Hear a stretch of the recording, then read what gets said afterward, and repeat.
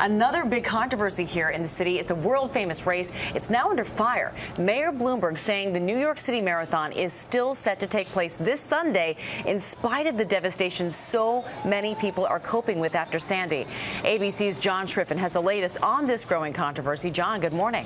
Amy, good morning. It is a tricky political decision for the city. Run this massive marathon despite the serious issues plaguing the city, possibly creating more chaos, or cancel an iconic event that could show the city recovering and can bring millions of much-needed money to small businesses.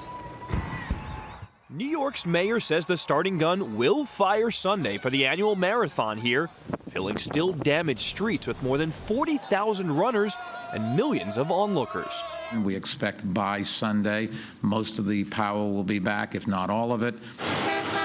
But despite dramatic efforts to bring the city's power grid and subways back online, there is growing concern that much of the race's 26.2-mile course will not be back to normal, clogging commuter routes.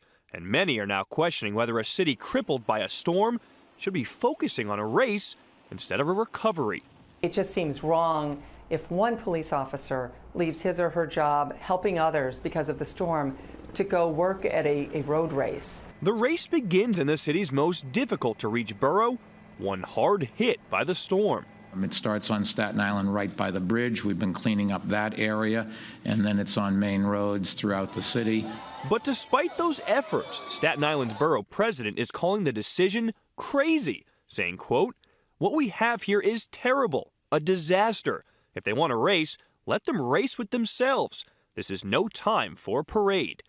But supporters say just the opposite. The New York City Marathon shows off the spirit of the city. The best thing we can do is come together and celebrate. Mayor Michael Bloomberg says it's not just about symbolism.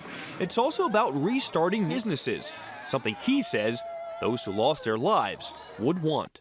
They would want us to have an economy and have a city go on for those that they left behind.